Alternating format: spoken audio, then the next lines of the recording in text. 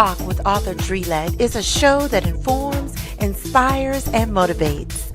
All shows are taped in front of a live virtual audience. Make sure to follow us so you can be notified when a new show is available on Facebook, Instagram, and YouTube. Also follow us if you want to be a part of our live tapings. Grab your beverage and snacks, get comfortable so we can let's talk.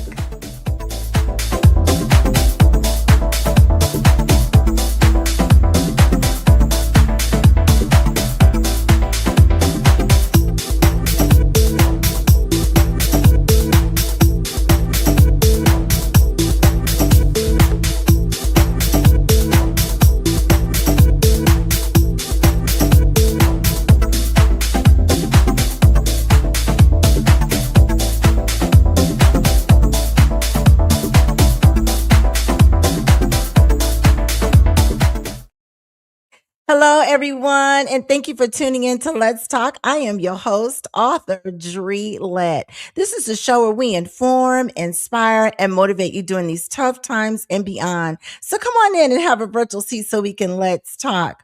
You guys know you can watch the shows live on Facebook and YouTube when we are recording. We appreciate your love and support. You could be anywhere tonight, but you chose to tune in with us and enjoy the night so we can let's talk.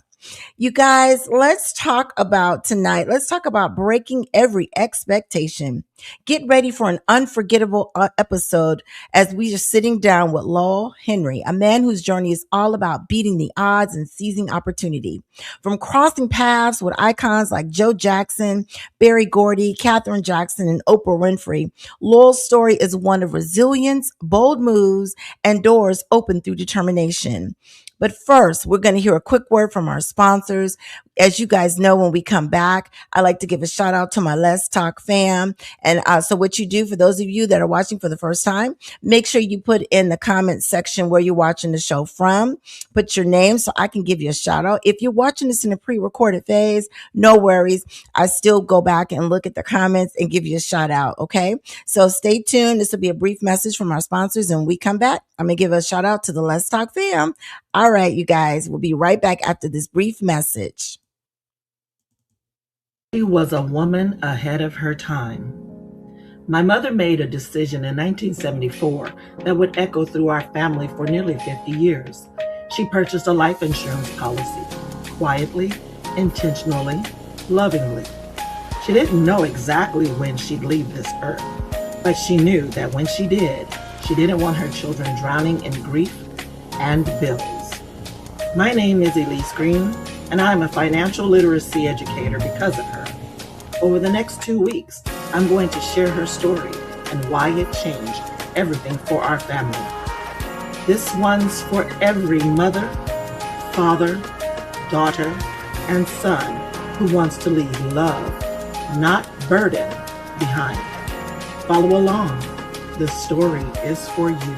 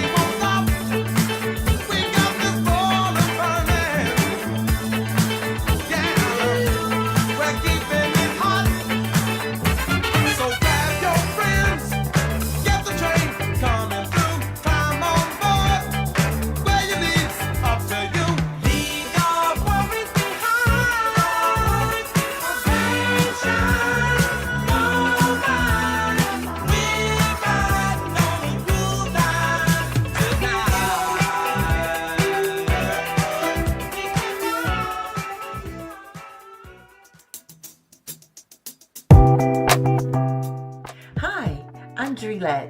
What you see here are all 5 books that I've written. These are amazing stories that illustrate real life situations and will uplift your spirits. You can purchase a paperback book for $15 and Kindles are $9.99. Go to my website, make a purchase. You won't be disappointed.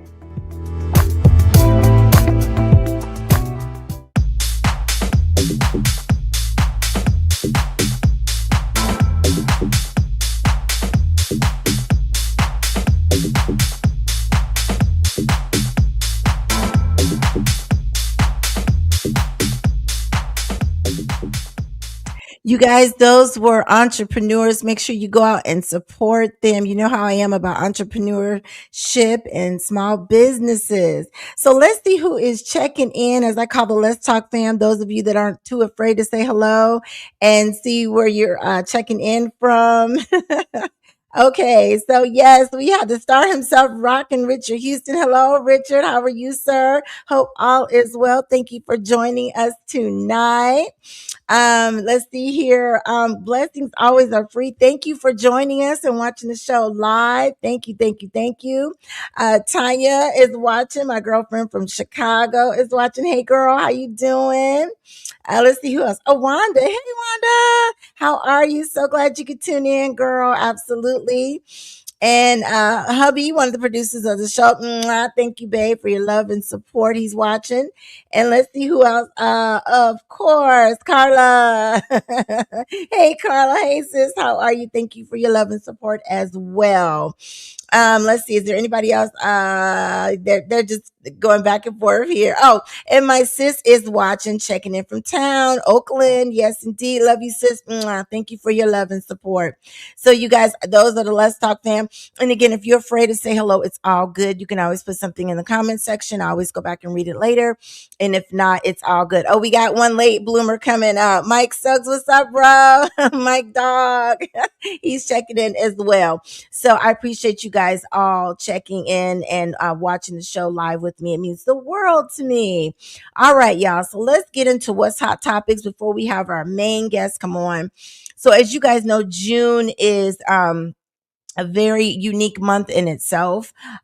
So one of the things I want to talk about really quickly is that June is Black Music Month. So according to TMZ, the BET Awards come on this Sunday. Are y'all going to watch? I am on the 28th. I'm super excited. It's expected to be a full-blown pop-up cultural event where stars across industries come together to celebrate success, impact, and influence on a massive stage. So I think that's going to be kind of cool. Every year they honor somebody that's been in the game for years and years. So I'm curious to see who that's going to be. So excited. And one other person or one other group I want to acknowledge for Black Music Month is really quickly is none other than the group Confunction. Yes, indeed. Today on Let's Talk, in celebration of June is Black Music Month. Celebrate one of the funkiest, smoothest, and most influential bands to ever come out of my childhood town of Vallejo, California. The legendary Confunction is known for the electrifying horns, silky vocals, and grooves that shaped an entire era. Confunction rose from a high school band called Project Soul to become chart-topping hitmakers with classics like Fun, Chase Me, Too Tight, and the timeless slow jam, Love's Train. That is the jam. Their sound defined late 70s and 80s funk, inspiring generations of artists and cementing their place in Black music history. Today, we honor the musicianship, the legacy, and the undeniable vibe of a group that kept the dance floors packed and the culture moving. Confunction. So, you guys, as a fun fact, my mother went to high school with these guys. How cool is that? So you guys give it up for Confunction. That's who I chose for June is Black Music Month. So excited for that. All right, y'all. So let's get into some. Oh, I'm so excited about my guest. Yes, yes, yes, indeed. This gentleman, before I even introduce him, I want to give a shout out to my uncle Bart Williams. He produced this segment. And Uncle Bart is a track star, an Olympian, and he and I were talking about guests and individuals that he know. And the first person came top of his mind was Mr. Lowell Henry. So my Uncle Bart, he put this whole segment together. He produced it. Thank you so much, Uncle Bart. Love you, love you, love you. So with that being said, let me give this gentleman a formal introduction by telling you a little bit about him with his bio. Okay, so this is Mr. Lowell Henry. He was born and raised in South Central Los Angeles. He rose from humble beginnings to become a true mover, shaker, and deal maker among America's elite. Gifted with what many call the stamp of genius, he first made his mark as a standout athlete with the Southern California Striders, qualifying for the Olympic trials despite never making his high school track team. How cool is that? Guided by coaches who recognized his rare talent, he enrolled at Los Angeles City College, where his academic and athletic excellence drew interest from Ivy League programs. As an adult, Henry evolved into a trusted strategist and consummate dealmaker who is calm, insightful, and known as the Rock of Gibraltar for his steady wisdom. His journey connected him with influential figures across cultural and industry such as Joe Jackson, Katherine Jackson, Barry Gordy, Oprah Winfrey, and many, many more. He is grounded, purposeful, and driven by faith. Henry's life is not just Black history, but American history. He is a testament to perseverance, brilliance, and the power of rising far and beyond where you start. He has broken every expectation above and beyond. So, you guys, without further ado, I want you guys to help me welcome to the virtual stage Mr. Lowell Henry. Hi, Mr. Henry. How are you? Oh, I'm hanging. I'm hanging in here with you. You look different tonight. I didn't even know who I was talking to. You doing good, sir? I think so. Yes, yes. I am so honored for you to come on Let's Talk. My Uncle Bart spoke the world of you, and I was like, oh my gosh, we got to get him on the show. We got to get him on the show. Just your history alone, as you know, this show informs, inspires, and motivates, and just your story in itself. I mean, my goodness, my goodness. So I just want to start off by asking a quick question, sir. And I know it's a loaded answer, and I'm here for it. How did you start your career as a track star and then nab the job of working with big name celebrities? How did you do that, sir? Well, I think everybody has something in them. The problem is you have to find the people who can recognize it. So sometimes people in your own house don't see what you have, and it's Mm, kind of just uh, you kind of have to show them through doing whatever. And so I guess I've always been ambitious as a little kid. And so I had a brother, older brother, who was a tremendous athlete. Could do every he could. He was the first, I think, Bo Jackson, and oh, so it was very difficult to do anything. So when I got to high school, I went to a track meet and I saw these guys running. So I said, well, I'm too short for basketball, not strong enough for baseball, not strong enough. So let me try running and see if that works. But I turned out going to probably the greatest high school with for track and field in the nation, Jefferson High School, and they won 14 straight championships. So that was a challenge within itself to go out there to try to make a team like that. That's mm, kind of what happened. So anyway, it was difficult and I didn't make it, but I became sort of like a timer and a coach and all that. So I left and uh, I saw an article one day on a guy that was on the cover of Sports Illustrated named Tommy Smith.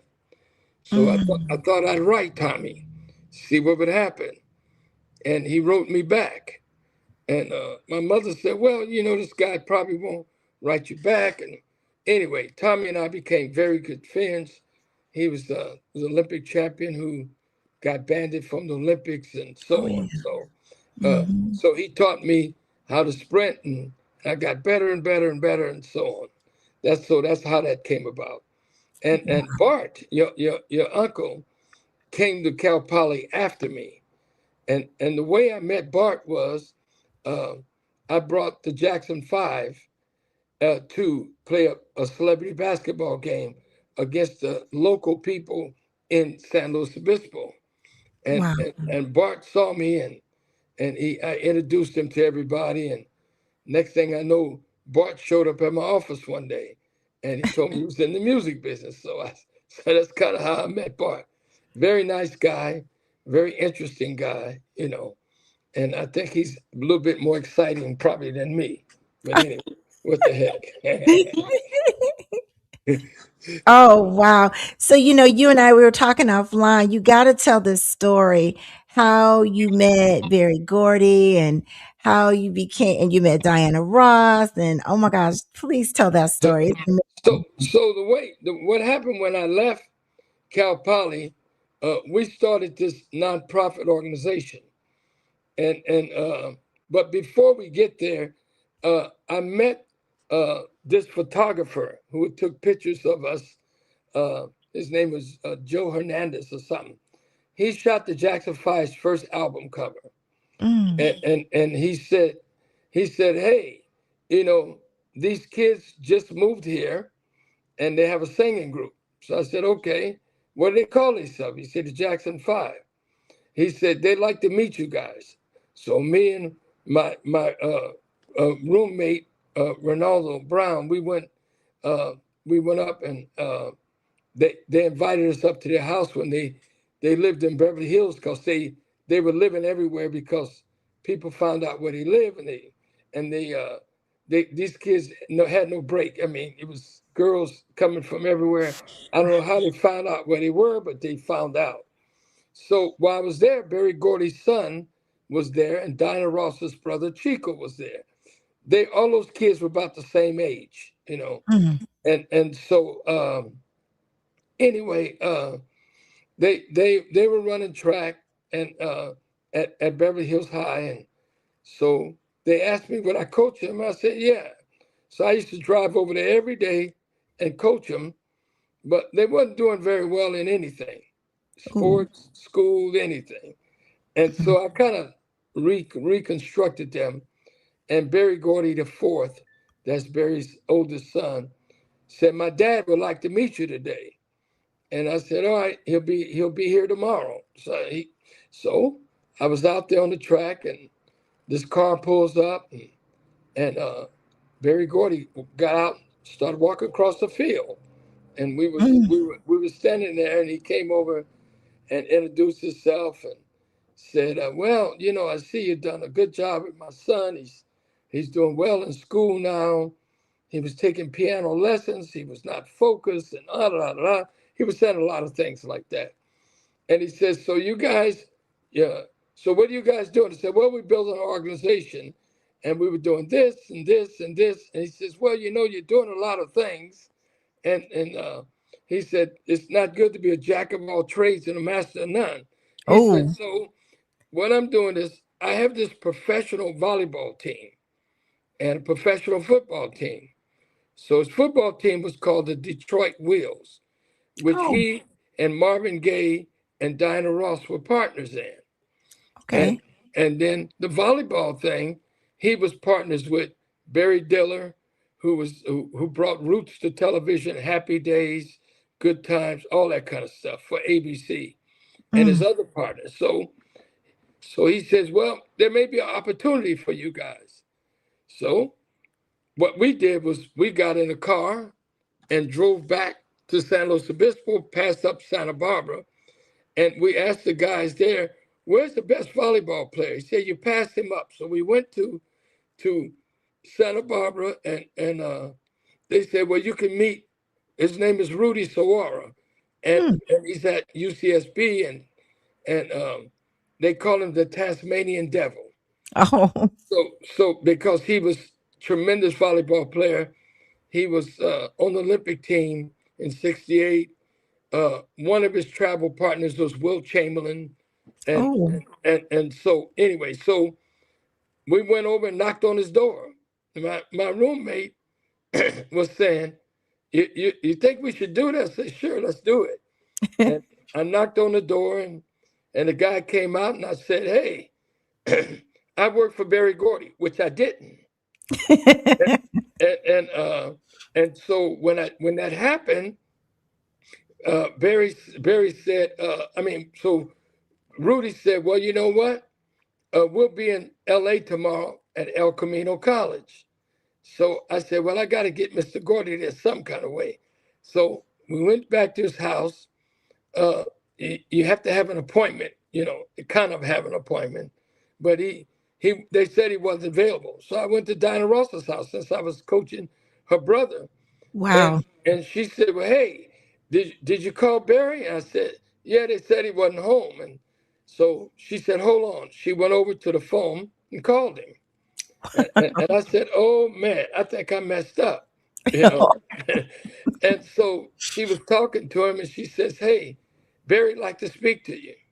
So he got on the phone. He says, hey, uh, he says, tell me you got this volleyball player. Say, listen, Mr. Gordy over there at Motown, you guys are used to being number one in hits and da da da. So I said, well, listen, I got the number one volleyball player and he wants to play for you. So he said, give the phone back to Diane. So I gave the phone back to Diane. And actually, her name is not Diana. Her name is Diane. A lot Oh. they just always call her Diana Ross, but her name is actually Diane. And so they just kind of added that others. So anyway, she said, listen, Barry would like us to meet him down at the bottom of the hill where he lived in Bel Air at the corner of Sunset and Bellagio. And when we got down there at 7 on the dot, we had written this 2-page proposal, and he said, we'll follow you. So I had, going down the freeway, I had Dinah Ross in a yellow Rolls Royce, Barry Ooh. Gordy in a white Rolls Royce, and they followed me in my Toyota all the way to El Camino College. Wow. And when they got out the car, he was saying, man, this is fantastic, and we went in, and Rudy, it blew his mind because when we went in the gym, Barry Gordy and Dinah Ross walked in. And it's like, first of all, he didn't know who I was, and if that was even possible, but it happened. So, so, Mm. so Barry always used to tell me when I asked him how they build Motown, he said, "Well, it's called timing, and you got to be a little lucky." So I guess that's what happened with me. The Oh, timing was right. And I was a little lucky. And wow. my luck just kept going because Barry said, I'm going on a vacation. When I come back, I want to see you.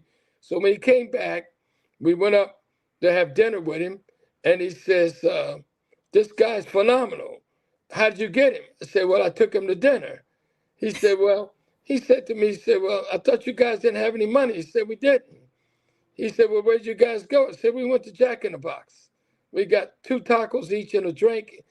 And he said, how much did it cost? He said, I told him $10. So he reimbursed us for all the money and gas and all that. And he hired me on the spot. Wow. He was paying us basically expenses at $100 a week. Mm. Well, I met Marvin Gaye over there, and Barry had told everybody about us. So whenever I came there to his house, there was somebody already knew who I was. Mm. His father, Pop, was fascinated with me because he thought I was a lot like his son Barry. So so Barry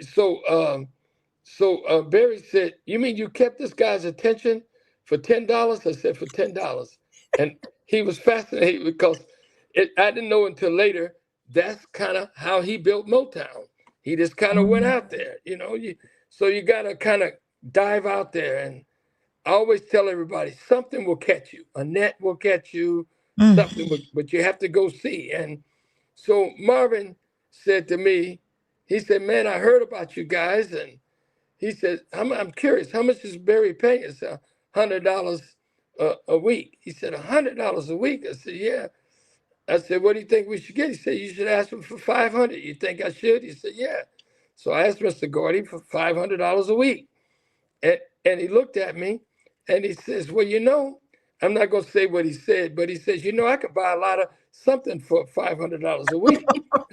And I said, well, Mr. Gordy, I didn't know how to react. So I responded by saying, well, you know what? if you gave us that $500, we might be able to buy the same thing. And that started our relationship with Barry. So Wow. so Wow. he's an interesting, very, very, very competitive man. I don't care what it is, whether it's basketball, backgammon, Mm, and he and Michael Jackson were two of the same kind of thinking people. mm, And so I was training his son on this long driveway, long grass lawn they have, right? And and so he watched them what I did, and he was sitting up in the window of his bedroom with Billy D. Williams. They were about to do this movie, and they came down. He says, "I think I can beat these guys," and he beat his son and he beat Chico. I mean, perfect form. It was amazing. So he challenged me, uh-oh. and so I said, "Well, I don't want to race you." He said, "Well, so he said, so what's wrong with you? You scared?" So I ran off the left. He pulled a muscle trying to keep up. So anyway, Barry never bothered me in that area, but anything else, tennis or whatever. So Michael Jackson did the same thing. He What? challenged me. Oh yeah. So these people, there's more to Michael Jackson and Barry Gordy than you know. These are Mm, very, very creative, imaginative um, men with tremendous competition in their mind. They, mm, they, they don't want to lose at anything. Everything with them has to be number one. And that's mm. why Michael's albums are number one. The songs at Motown were number one. Um, and so that's how you kind of become a winner at this. You just kind of jump out there. So that's Wow. kind of the short story of Barry Gordy and Marvin Gaye and all these guys. So So uh, you're still pretty tight with Barry Gordy to this day, aren't oh you? oh yeah, he I went to his birthday party. He turned 96 in November. Oh, wow. And Catherine turned 96 on November 4th, no, May 4th, and my mother turned 96 on May 6th.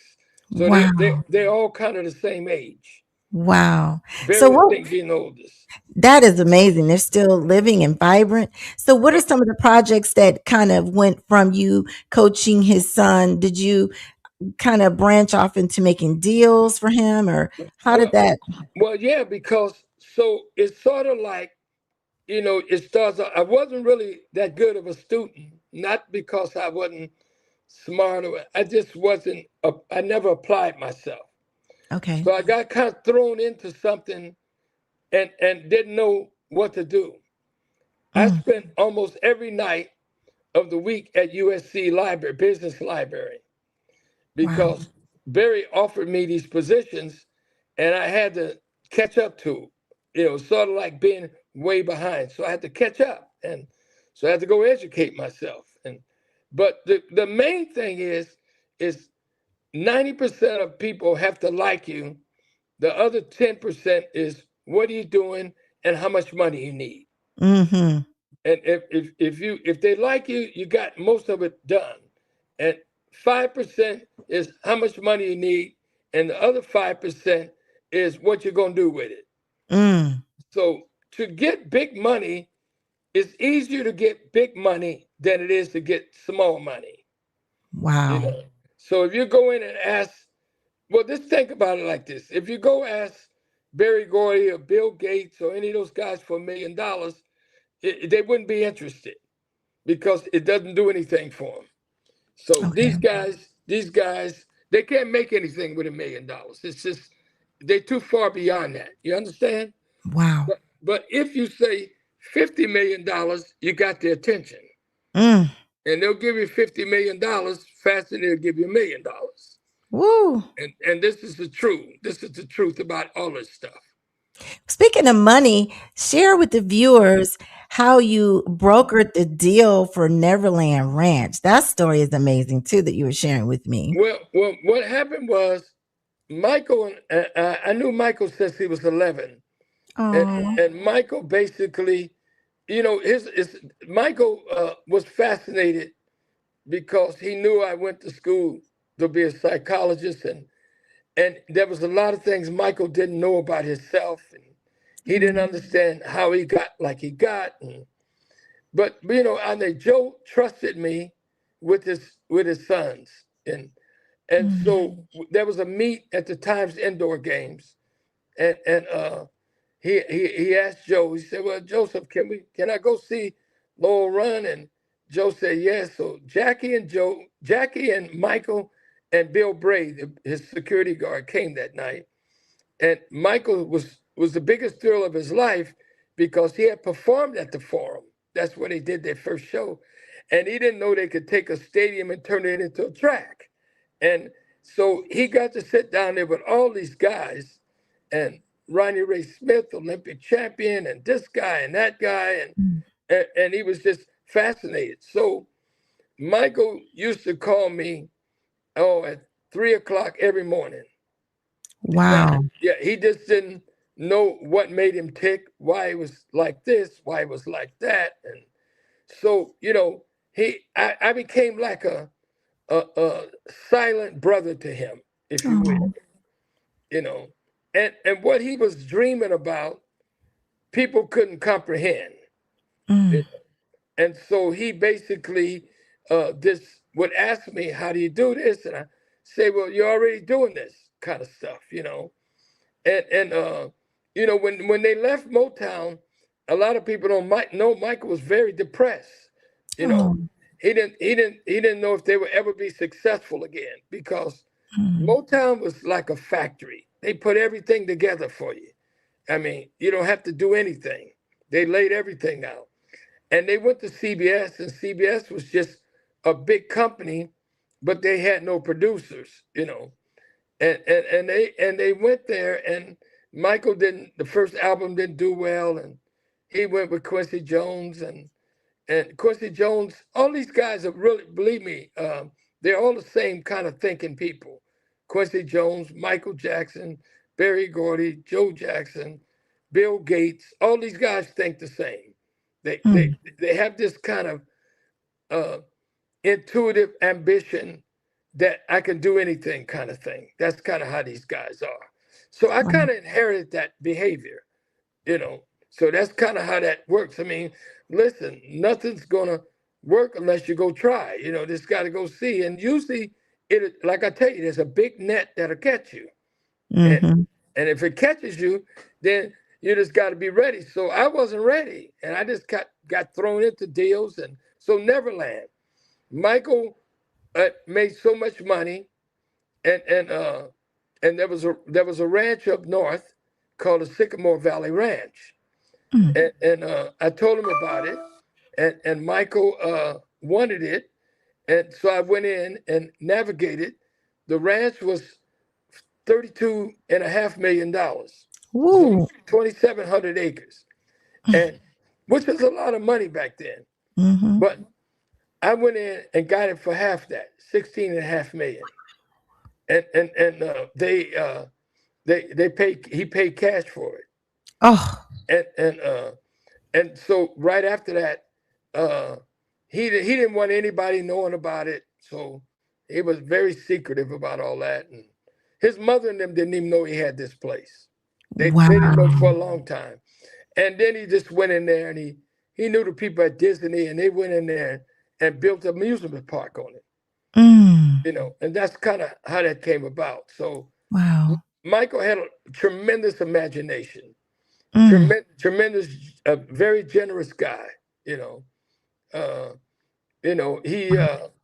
Um, so a lot of the stuff you hear about him, forget it. My children used to go up there with Michael, and nothing ever happened. My son, my daughter, all that kind of stuff. So, but you have to be careful when you become successful because everybody's looking for something, Mm-hmm. and you might not be Mm. able to give them what they're looking for. So, they tend to make up stuff on you.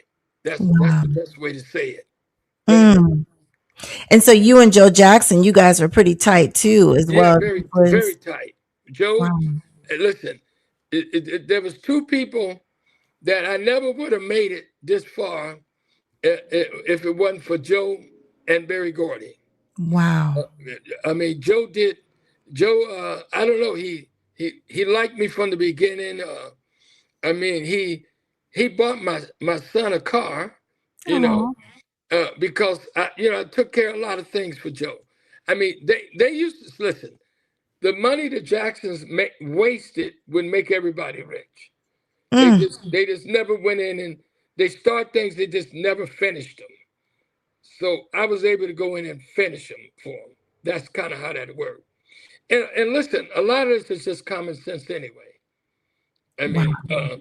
and so Joe did a lot to help me through a lot of deal making. He would pick up the phone and just call people, and then boom, I'd just be in there and I'd take care of it. But Joe's last 3 years of his life, I took care of everything for Joe. Oh, wow. I mean, uh, he was not in Michael's will at all, right? Oh. And so uh, I went in and negotiated with this very tough attorney named Howard Weissman. You guys look him up. You'll see he's an Mhm. attorney for everybody.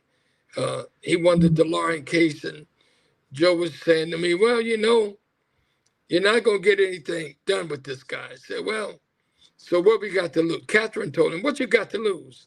Mm. Let the Lord go see." He's a pretty smart guy. So when I got through, I got Howard to give Joe everything he wanted, even up Oh. to all his medical stuff to the day he died. So, Oh, wow. but Oh, you wow. see, what goes around comes around. People always Mhm. look at that in a bad way.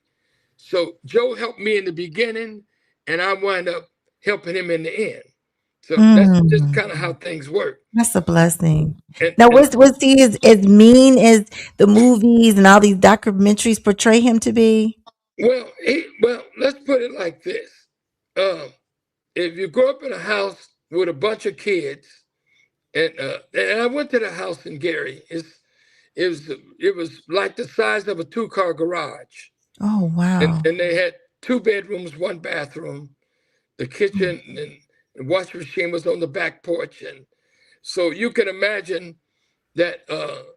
And Joe kept getting laid off a lot, so Oh. you can imagine when you don't have a job and you're angry, and you kind of might be being disciplined on your children, and the neighborhood they lived in was 2 blocks away from the projects, so Mm. he kept his kids in the house, and maybe he was no different than any other tough father was. But I mean, no matter what they say, if it wasn't for Joe, there wouldn't be no Michael Jackson. I know that's Put it right. to you like that, Mhm. But Mhm. oh no, but Joe was nice. I mean, I give you a good example about Joe. My oldest daughter, uh, she had graduated from college, and she had a boyfriend, and they went to Vegas when Joe. Matter of fact, I arranged for both houses for Joe in Vegas, by the way. Oh, And wow. my daughter went down there, and when they got there, she came with her boyfriend. So Joe calls me, say, "Hey, do you know Mindy's here with this guy?" I said, "Yeah." So they're going to be sleeping in the same room. I said, "Yeah." So Joe looked out, so he might have been rough or whatever, but he looked out for her. And he Oh. looked out for my son. And then my youngest daughter, who's really a champion, we went and stayed with Joe for Christmas one year. And we got up, went to breakfast. And on our way back, Joe said, "Can you pull into the shopping center?" So we pulled in there. And I didn't know what he was doing. He went in and he had my daughter Alexis come in, and then she came back out. I said, "So what did you do?" He said, "I don't know." And so he bought her a ring for Christmas. She was Oh. about 12 years old or something. So Oh, that's so so beautiful. anyway, I don't know. Uh, uh, you know, a lot of people didn't like him, but listen, uh, if you don't take care of your children, that's just what I'm gonna say about that. Mhm. Somebody else will. I know that's right. Yep. So it's just kind of that Mhm. simple. Mhm. Definitely. And when we talk about Oprah and Miss Jackson, Katherine Jackson, Yeah, you and I were talking about how Katherine didn't want to do the interview, and she no. did it because you convinced her to do it, right? Well, yeah. So what happened was, so Michael told me this about a year earlier before he died, and Mm. he said, "Listen, if anything ever happens to me, I want you to take care of my mother and father." I said, "Well, Oh. what do you mean? What something happened to you?" I didn't know what he was talking about, Mhm. and I said, "Okay, Michael." I just brushed it. I said, "Okay, whatever, whatever you want, I'll do it." And the day that Michael died, Joe was in Mm. Vegas. He called me and he said, "Hey, something happened to Michael." I said, "Like what?" He said, "I think he had a heart attack." I Oh. said, "Really?" So he said, "Turn on CNN." So I turned on CNN and I kept, watching and waiting and watching and waiting. Then about 45 minutes later, they said they just rushed Michael to the hospital. But Michael had already died because later I read all those reports with Catherine. She wouldn't read that stuff. And Mm. they got the phone call. She went to UCLA and she went in the room where he was and she just kind of lost it. Mm. And while he was just laying there, you Oh. know. So that's kind of how that kind of happened. But so Joe and his children have been doing interviews, and so they said the person you had to talk to was me. So Barbara Walters used to call me every week, wanted to do an interview. I said, nope, what are we going to talk about? She never would say, but I knew I saw Barbara Walters interviews and she could be tricky. And Mhm. and, and then Larry King called and Katie Curry called. They kept calling every week. So one day, this girl called me, who I'm working with now, Cindy, who she just finished the Special Olympics last weekend. If you saw that, Yeah, and she yeah. said, "Listen, Oprah would like to do an interview with Miss Jackson." I said, "What you going to talk about?" She said, "Whatever you want to talk about. She's not going to do anything to upset her or whatever." So all right, so uh, they came out and they sat down and Catherine sat with him and Mm. they said, "Well, Oprah would like to do this interview," and Catherine said, "No, I don't want to do it." Mm. So they were disappointed. I said, "Listen, let me talk to her." So I went and talked to her. I said, "Listen, nobody really knows how you felt. You carried Michael in your stomach for 9 months. You gave birth to him. Who knows better than his mother? I think it'd be good if you do that. And plus, I can get you X amount of dollars, a lot of X amount of dollars."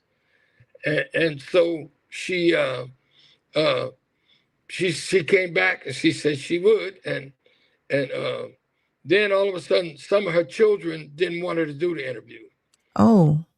and so Oprah was on a flight coming here, and her staff was panicking because they were telling her not. So I put Joe on a flight and brought him to L.A. And he came in there and straightened everything out with his children like he does. And and and, and the next thing you know, the interview went on. So uh, it turned out to be good because she gave Catherine time, and Oh. and uh, and when Catherine broke down, they kind of just stopped and they went into makeup and redid it again. But it turned out to be very good. It was a very good Mhm. interview for her. Yeah. And and the next thing was nobody had never seen Michael's children because Oh, Michael used to have those kids walk around with those masks on, if you remember that. I do. And, Mhm. and so when Oprah saw that she was interviewing him, she said she couldn't believe it because everybody was after them to do an interview. So that's how Oprah and I became good friends. Oh, I wow. I gave her something she could never have gotten or nobody else got. So it just Mm. it just kind of like again, it's your timing, it's luck. You just have to kind of do the right things, and the right things kind of come to you, kind of thing. Oh, yeah. And like you said, you gotta be likable, and they obviously liked you. So Well, tell us a if they don't like you, listen. You could be the richest guy in the world. You could have won 10 gold medals, but if you're not a nice person, people don't like you. Mhm. That's And so and they true. look for honesty and sincereness too. That's kind of, and Mhm. listen, these are very, very smart people. I mean, Mhm. this Diana Ross and all them, they've seen so much stuff you can't imagine what they've seen. How Wow. many people approach them every day? I mean, Barry Gordy could spot somebody 2 blocks away with a blindfold on. That's how Woo. sharp he is. Wow. Yeah, he could. Wow. I mean, he could tell you about you know, a hit like Marvin Gaye and him never got along well. Mm. And so but Marvin wanted to sing jazz and all that, and Marvin used to say these things, and Barry showed him how to restructure songs, and he took off. So Barry's brilliant at that with people and songs, and so he could know. And so these are real smart people. They're not Absolutely. they're not naive about anything. Mhm. So tell me about my idol, Miss Oprah Winfrey. When I saw her come on the scene, I said, I want to do what she's doing. I went to school, majored and all that. What is that like working with her? Like, what are some of the projects that you've done with her? Well, she's just easy to talk to, just like you. Aw. I think that like when Joe and them told me about this attorney, Howard Weissman is his name. You Mm. look him up, you'll see, and he doesn't lose any cases. He's very tough and all that. Uh, I think these people are pretty simple people. They just good at what they do, and and uh, and they'll be tough when they have to be tough. Oprah's just pretty easy, very Mm. smart, very easy. Uh, she did. I mean, when I came over to took pictures, she always gives me these hugs and kisses. So Oprah never had a brother, and she didn't find out she had a sister till later. So she kind of deemed me as her brother, like. So Aw. it's sort of like that with her, and That- so she thought I was a puppet master with these people, you know, and I didn't know what she was talking about. But it's you just have to be nice to people. That's all I'm telling. Mhm. I tell my children that all the time. You got to be nice to people, and think you create your own luck by being nice. A lot of people are not really nice. They act nice, but they're not nice. That's so true. Oh my Yeah. goodness, that's so true. So what exciting business ventures do you have on the horizon? Are you allowed to talk about it yet or? Well, I have a deal with a major guy, and it'll probably be done before the month. So it's not done. So I better not mention his name, but he's a major player. Okay. He's a winner. Never lost at anything. You know, Yeah. and he's and very another competitor. I'm telling you, all these people are very competitive people. I mean, if you put them all in the same room, it would be interesting to see what would happen. Mhm. You put Marvin Gaye in there, Barry Gordy, Michael Jackson, Diana Ross, Magic Johnson, Michael Jordan. They all kind of think the same way. They, Mm. they they all have this competitiveness to win. They just want to win, Yeah. and they know you can't be nasty to people if you're going to win. Mhm. So they're not nasty people. They're firm now, but being firm and being nasty is two different things. Absolutely. So Absolutely. yeah.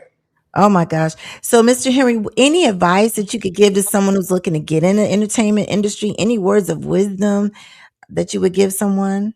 Well, the first thing you got to do is kind of believe in yourself. I mean, what Barry and Joe used to tell me: don't tell a lot of people about what you're doing. Mm.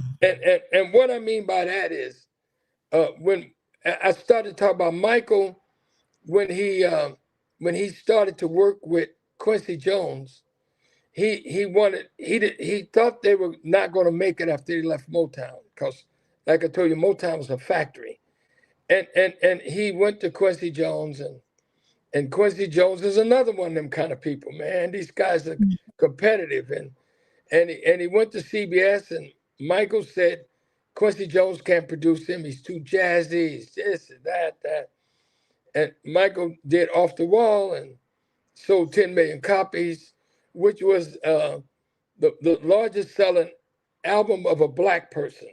Ooh. 10 million copies. I mean, you think about the people, Ray Charles, Aretha Franklin, Stevie Wonder, they never sold 10 million copies. Mm. Okay, so he did that. And then Michael then wrote this thing. And I went to his bedroom and he had this thing. We were sitting there talking on his, he had an index card that said 100 on it.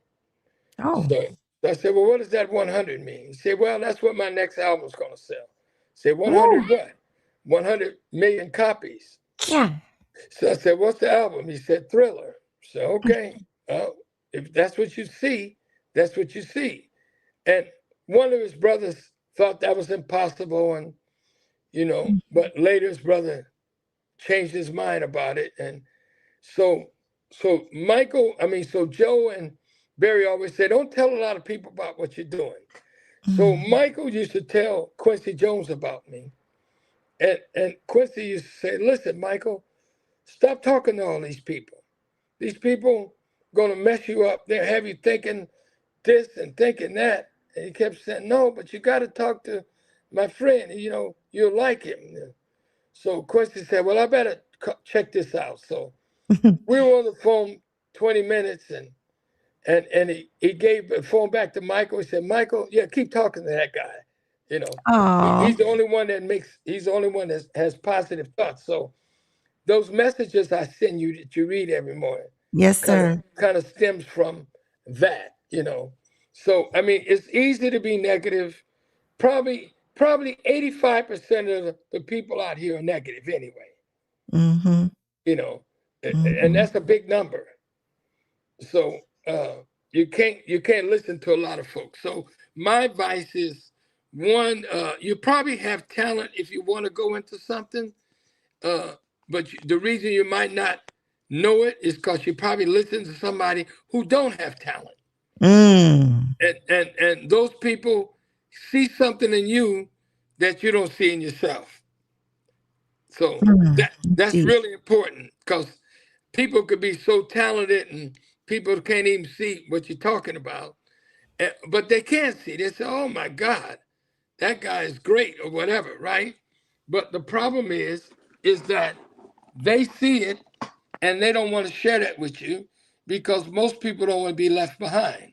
Mm. So that's kind of what that kind of stuff comes from. But listen, Wow. any deal, I can make any deal if it makes sense. Mm-hmm.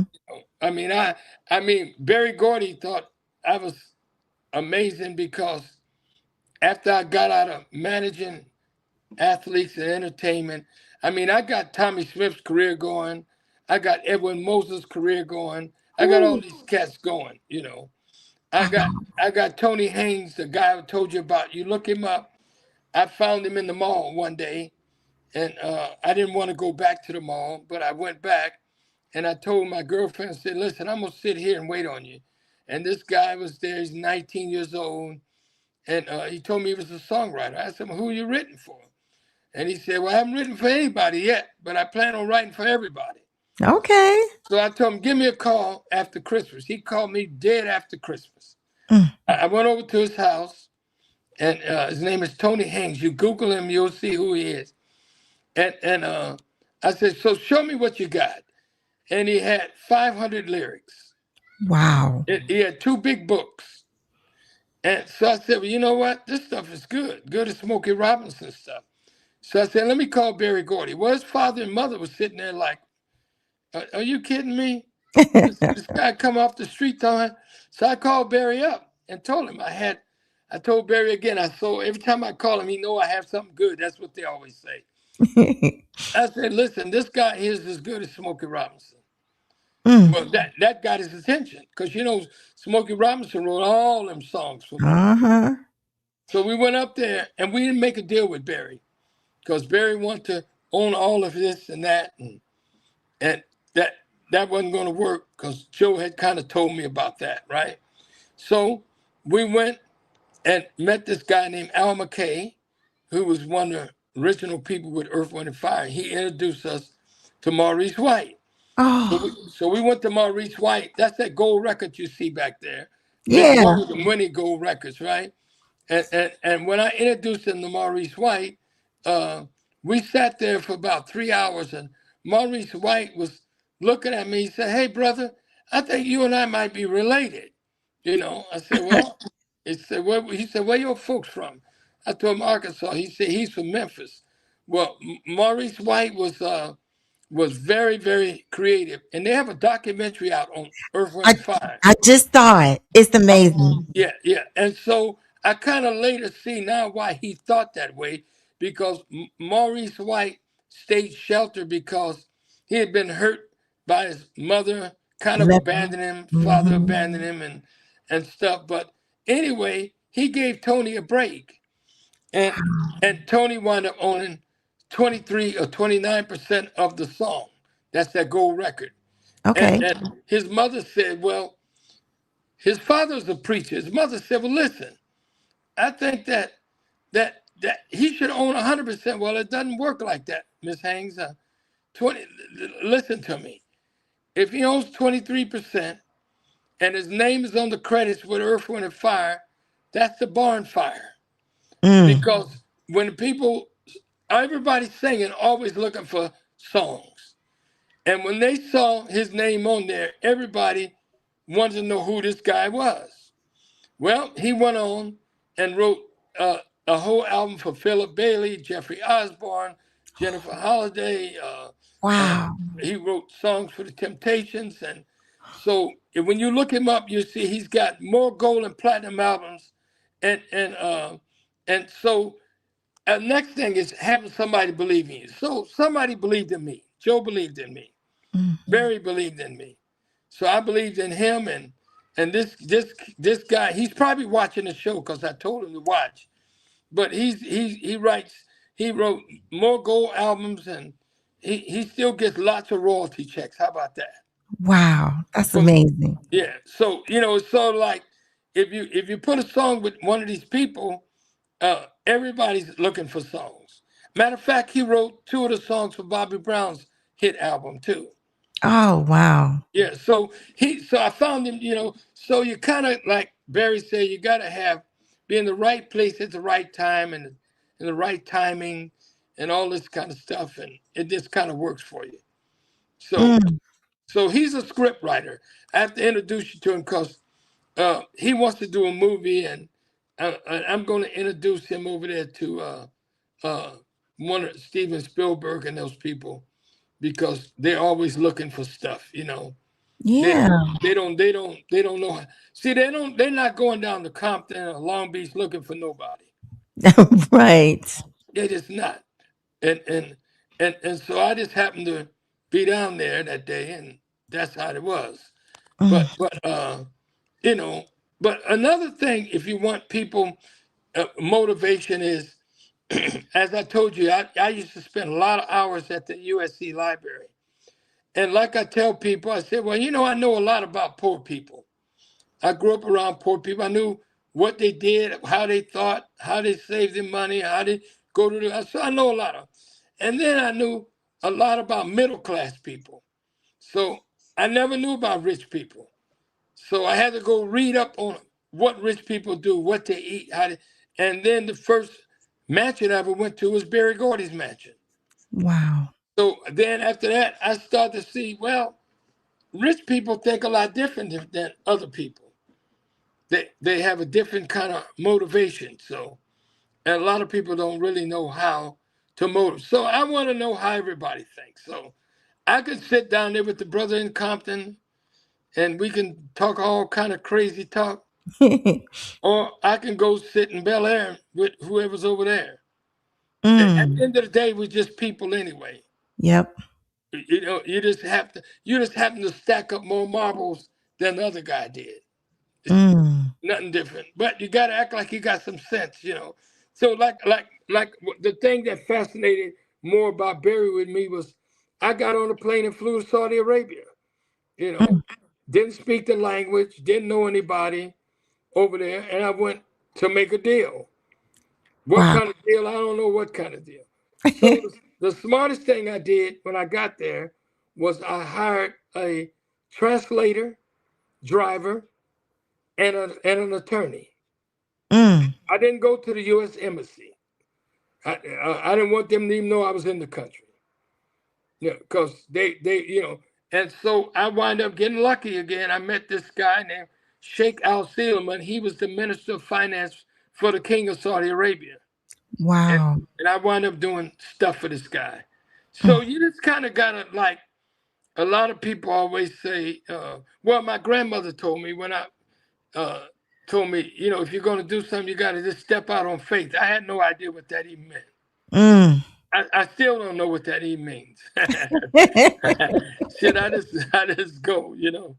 So I don't know. I have no idea. But when you start thinking too much about stuff, you probably won't do anything. That's so true. Don't Oh think my a lot. God. Yeah, don't think a lot about it. I mean, do you think when Michael Jordan gets ready to shoot the basketball when there's only 4 seconds left that he's got to think about shooting it? No. Yeah, Uh-uh. he just shoots it. Mm-hmm. I mean, when Joe Montana was trapped and he had to throw the ball, he had 5 seconds left, and Jerry Rice knew where he was. So if you put too much thought into stuff, then you probably won't do anything. That's the Uh, best way. That's the best way. I mean, I just went and knocked on the man's door. I went and knocked on Diana Ross's door. I just went. I mean, it's just did so it. yeah, yeah. I mean, that was the same way with Joe. I did the first basketball game for the Jackson Five, right? And Joe wanted his boys to stay active, so he said, "Well, Don's been wanting to do that." So Joe gave me $500. He said, "Now go down there to Don Cornelius." I went down there. Don Cornelius greeted me in there, wrote a check for 500, and we had a basketball game. The Soul Train All Stars against the Jackson Five All Stars at Cal State LA. You can look it up. You'll see that's true. I had absolutely no idea what I was doing. I never put together a basketball. So I think we create our own luck. Mm-hmm. So you got to just go for it. Go for it. And and Go and for it. uh, and I'm telling you, there's a big net that'll catch you every time. Just when you think you're going to fall, something catches you. Mm. You That's know, so and true. and and that's called the net of believing in yourself. That's what I think. Mm. I don't know. I hope I've enlightened some of your people here, and Yeah. and and Barry Gordy always used to say I had a lot of guts, and excuse my expression. He said, and you had balls of steel. So, so that's what Barry always say when he sees me. Oh, wow. So you just gotta go for it, my dear. Yes. One of the viewers have a question for you. They said, when are you going to write a book? Well, Yes. you know what? People ask me this every day, and I met this girl uh, recently who works for MSNBC, and she said the same thing, and she said she'd write it. And I said, well, let me think about it. And she's pretty persuasive. She's the correspondent for the White House. Yes. I know exactly what you're talking about. Yeah, yeah. And so Whew. so I told her, said, well, we'll see. And then the lady who wrote that article on me, she wanted to do it also. And so I don't know. I have to think about it. There's a Oh. lot of stuff I don't wanna say. Some stuff I might incriminate some people.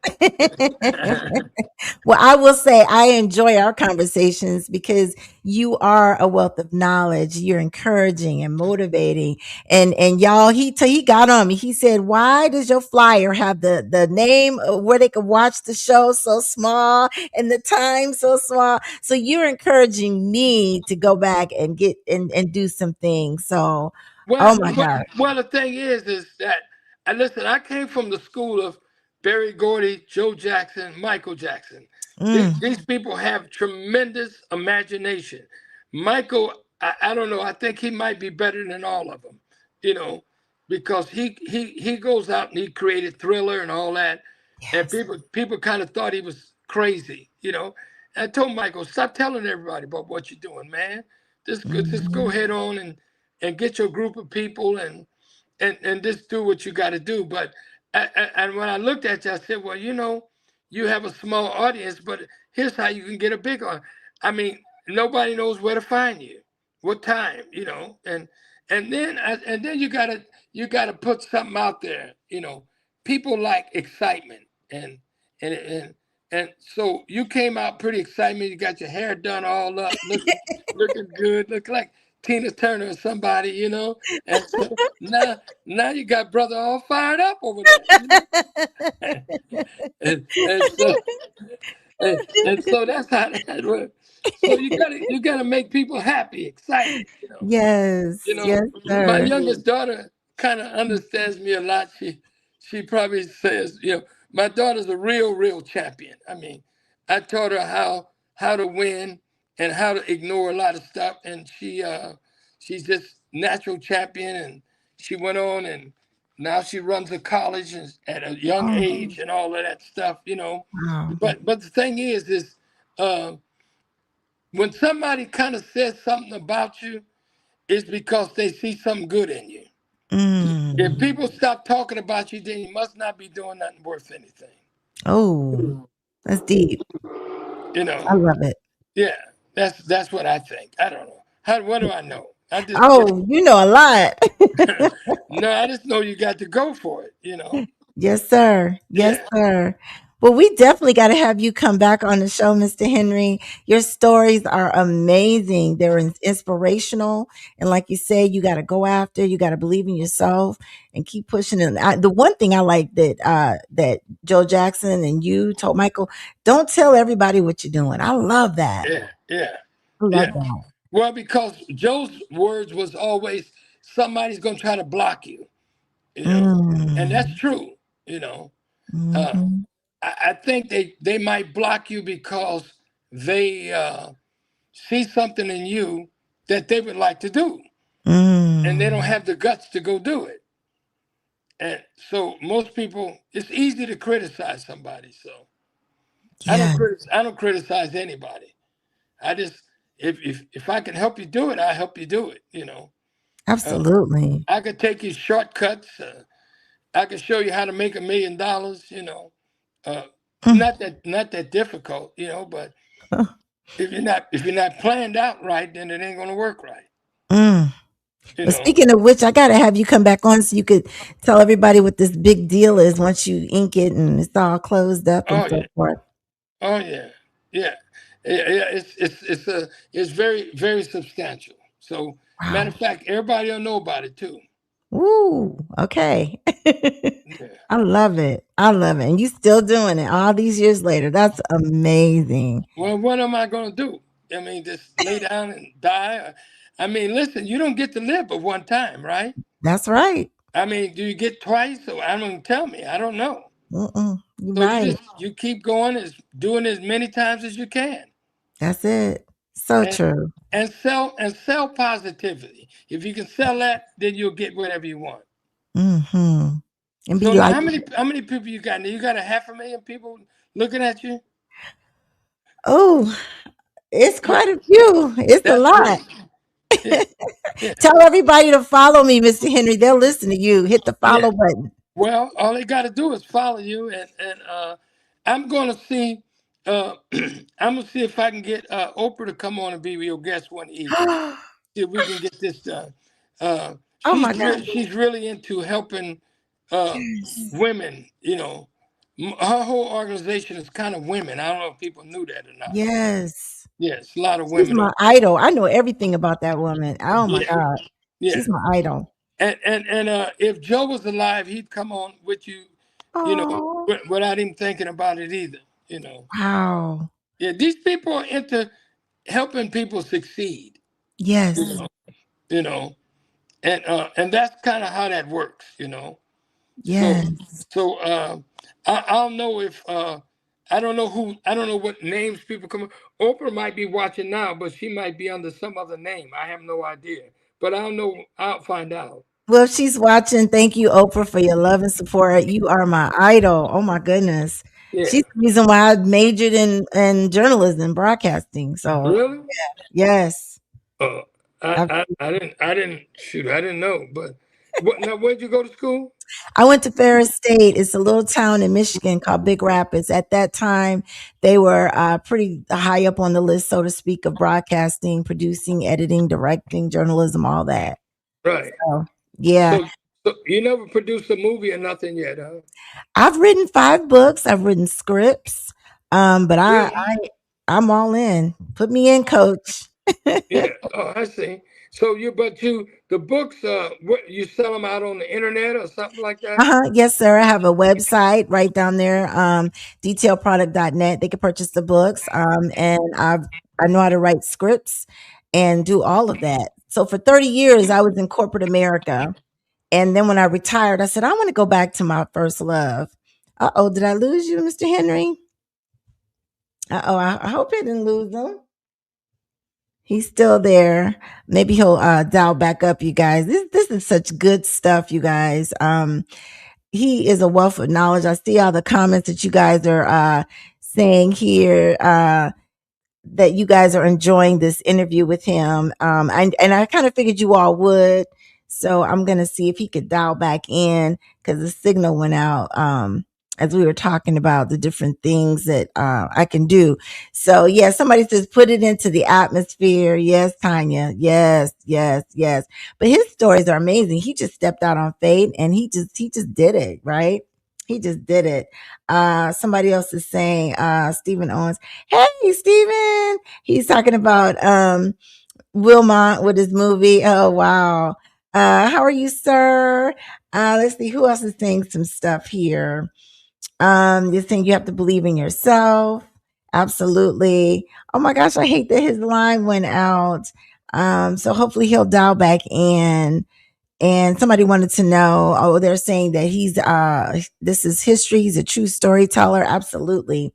I mean, just hearing the stories of, how he was coaching and he just stepped out on faith and he just went and then he met Barry Gordy and the Jacksons and so forth. So I think with anything, whether you're in a business, you have a podcast or a book or whatever it may be, you got to definitely step out on faith. I'm hoping he can dial back in, you guys, because this was good stuff.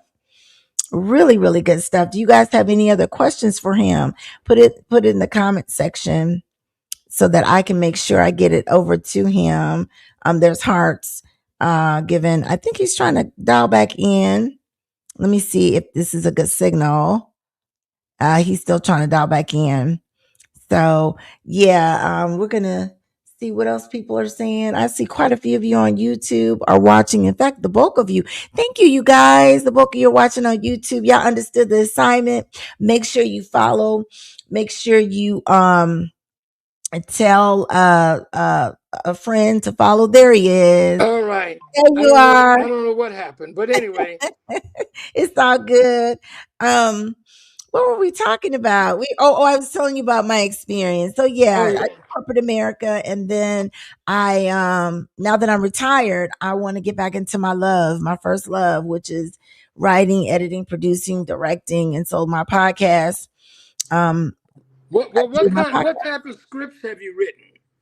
Well, when I was in school, we wrote several scripts. I wrote a script for a friend of mine. His name is Rockin' Richard Houston.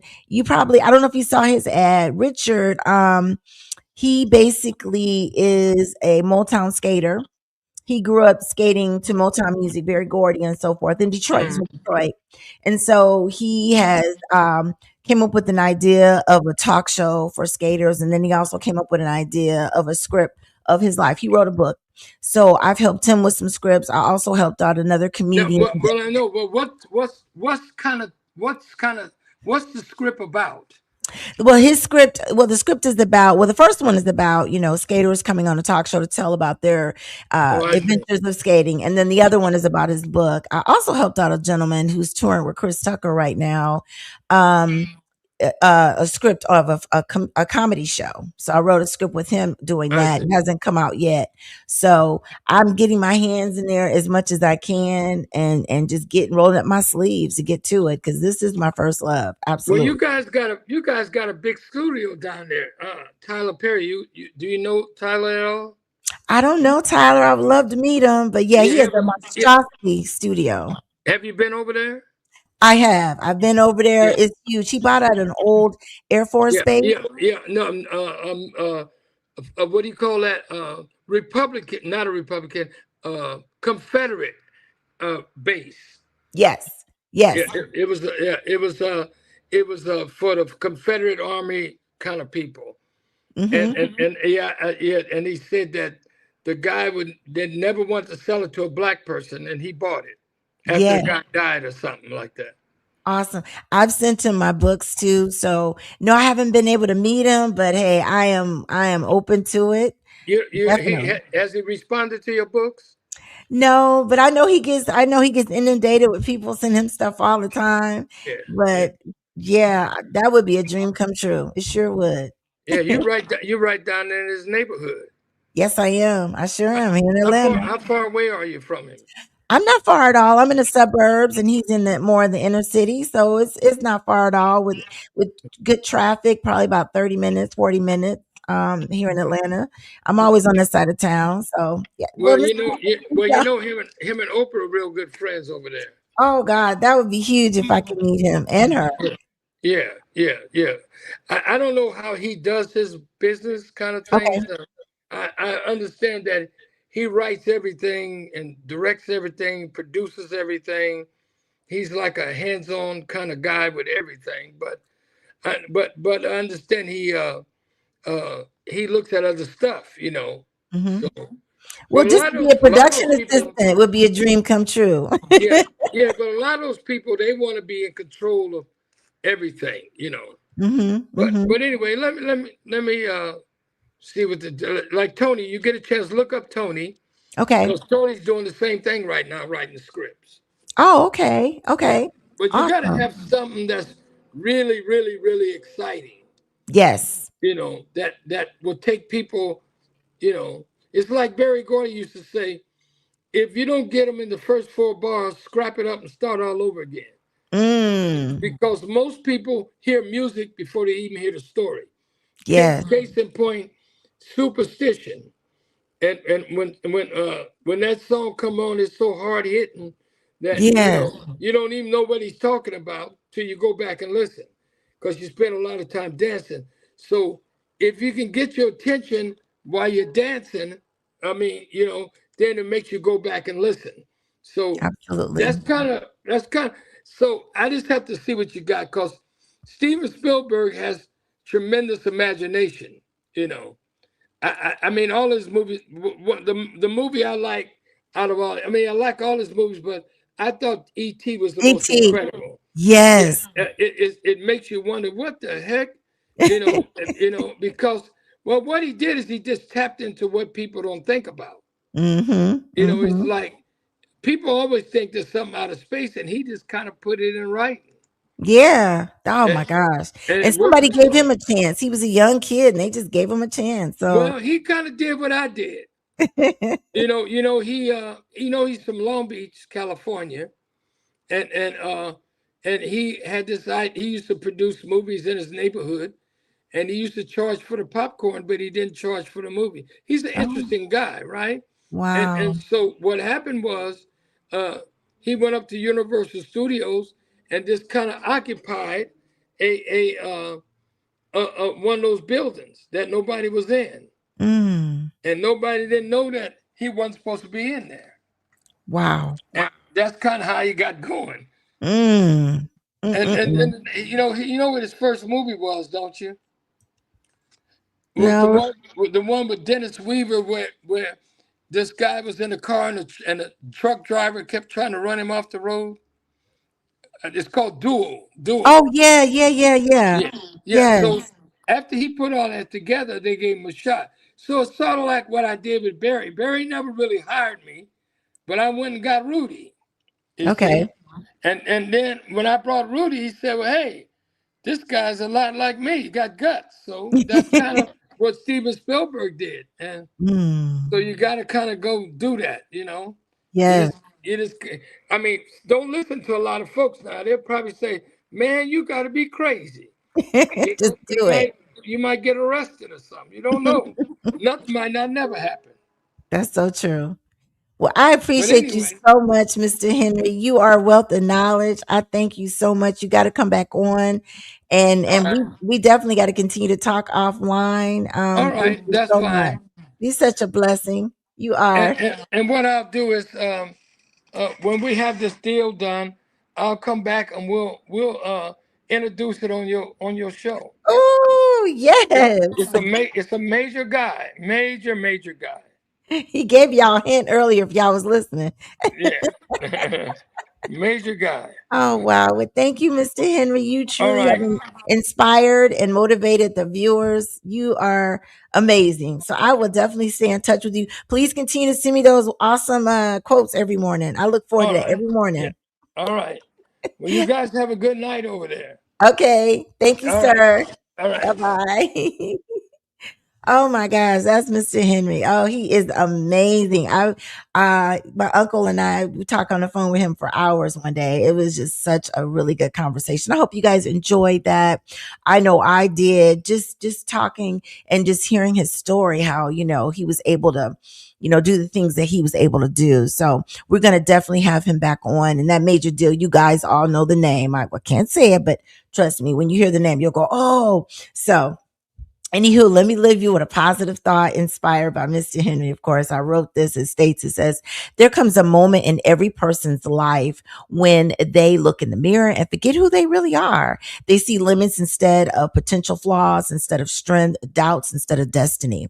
But today, right now, is the moment you stop doing that, because the truth is simple. You are far more powerful than you give yourself credit for.